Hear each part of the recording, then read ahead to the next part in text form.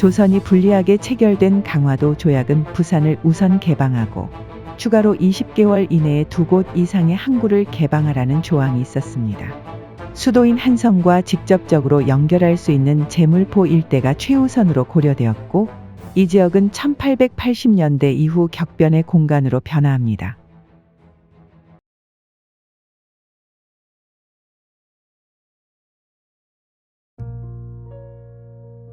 1876년 이후 통상이 진행되면서 일본의 영향력이 확대되었습니다.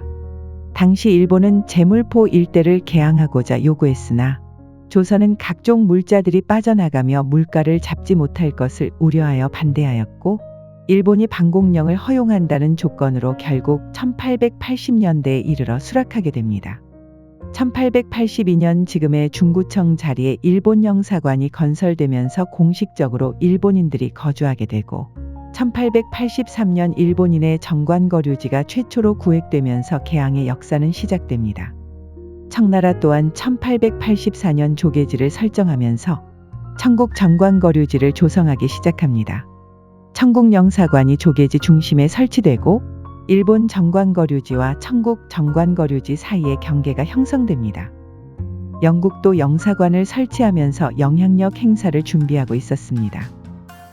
이들을 위한 각국 공동조계지가 추가로 구획되고 해변을 매립하여 항구를 확장하면서 조계지가 확정되며 근대 시가지의 구조가 형성되었습니다. 일본 정관거류지에는 영사관을 중심으로 각종 금융기관들이 들어서고 부둣가 바로 앞에는 회사 건물과 회사의 창고들이 들어서게 됩니다.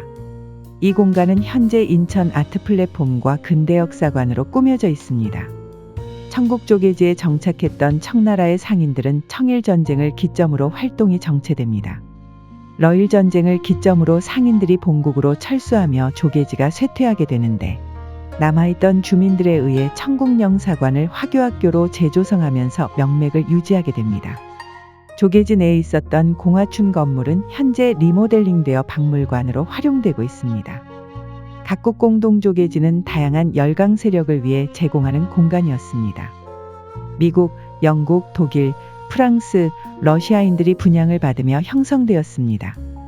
그러나 일본 정관거류지가 포화 상태에 이르게 되었고 일본인들의 공간을 확장할 필요성에 의해 형성된 공간이기도 합니다. 조계지에 거주하는 일본인이 늘어나자 지금의 인천여상 자리에 일본 신사가 조성됩니다. 다양한 열강 세력의 국민이 거주하게 하는 한편 구미권의 친일 세력들과 함께 거주하는 형태로 구성되었기 때문입니다. 1899년 경인선이 개통되면서 도시는 더욱 확장되었고 이후 1900년대에 이르자 각국 공동조계지는 조계지의 경계인 송월동까지 확대되면서 택지가 조성됩니다. 그리고 영국영사관 남쪽 해안을 매립하면서 항구의 보조시설들이 확장됩니다. 각국공원이라는 이름의 근대공원이 조성되고 서양인 기업가 및 선교사들이 입국하면서 서양식 건축물들이 들어서게 됩니다. 각국 공동조계지 내에 있었던 외국인 사교 모임인 제물포 구락부가 대표적 건축물이며 존스톤 별장, 파울 바우만 주택, 미국 공사이자 대표적인 친일 인사였던 알렌의 별장 등 많은 서양식 건축물이 건설됩니다. 그러나 1904년 러일전쟁과 가스라 테프트 밀약 이후 조선에 대한 일본의 영향력이 독점화되자 더 이상 서양인들이 입주하는 모습은 보이지 않습니다. 인천역 남쪽에 있던 러시아 공사관은 채신부 등으로 쓰이게 되고 각국 공동조계지였던 공간은 일본인들의 공간으로 변화하기 시작합니다. 경술국치 이후 문학동에 있었던 인천부청을 일본 영사관이었던 건물로 옮겨집니다. 포구 일대를 부르는 명칭이었던 제물포는 인천의 이름으로 변경됩니다. 원래 인천의 중심지였던 광교동은 부천에 포함되면서 외곽으로 밀려나게 됩니다. 러시아의 석탄 창고였다가 일본의 해군기지로 변화했던 월미도는 일본인들의 유원지로 변화하게 됩니다. 도시의 남쪽과 북쪽을 더욱 매립하여 항구를 확보하게 되는데 경술국치 이후 경부선 철도에 의해 인천항의 경쟁력이 악화되자 대규모 개선 작업을 진행합니다.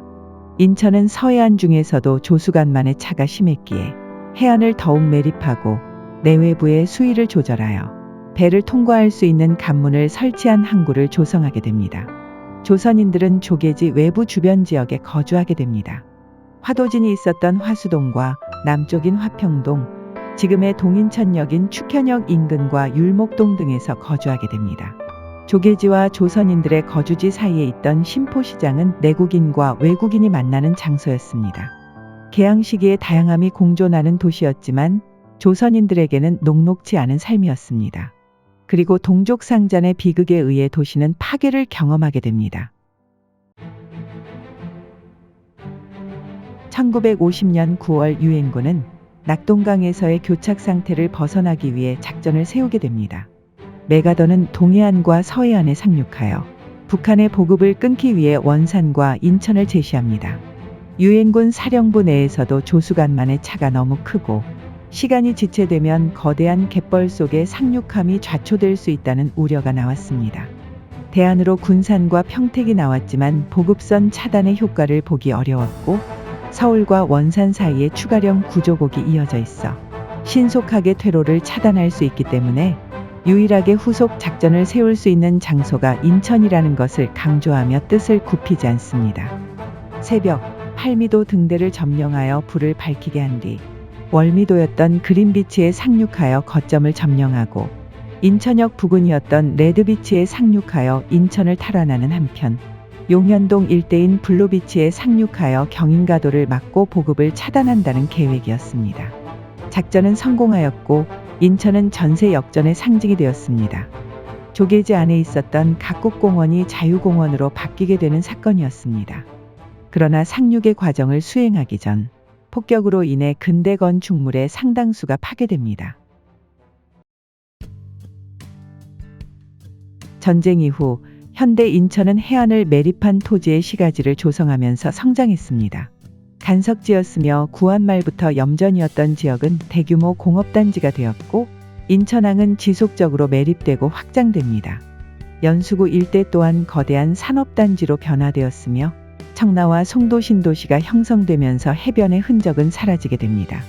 광대한 지역을 매립하기 위해 주변에 있던 섬들이 파괴되기도 했습니다. 그리고 용유도와 영종도가 매립으로 연결되면서 인천국제공항이 조성됩니다. 현대 인천은 국제공항이 있는 대한민국의 관문으로 알려져 있습니다. 그러나 인천은 수도와 가장 가까운 해안이라는 지리적 특징으로 역사의 변곡점을 가장 먼저 경험해야 했습니다. 또한 자국의 이익을 극대화하기 위한 열강의 이해관계가 그대로 드러나는 지역이었습니다. 모두 조선으로 진입하는 관문으로 공간을 바라봤기 때문입니다. 현대에도 서울의 위성도시로 인식하는 경향이 있습니다. 그러나 인천은 가장 먼저 외국의 문물을 받아들이는 공간이었고 국제 정세와 흐름을 확인할 수 있는 공간이 되기도 했습니다. 가장 먼저 역사를 대했던 공간은 타도시와는 다른 독특함을 만들었습니다. 150년 전 기울어가는 조선이 최대한 열강들의 침략을 막아보기 위해 노력을 했으나 전혀 다른 방식으로 흘러가는 현상이 나타나면서 근대 공간에 고스란히 남았습니다. 과거를 통해 살펴본 인천은 현재와 미래의 거울이었습니다.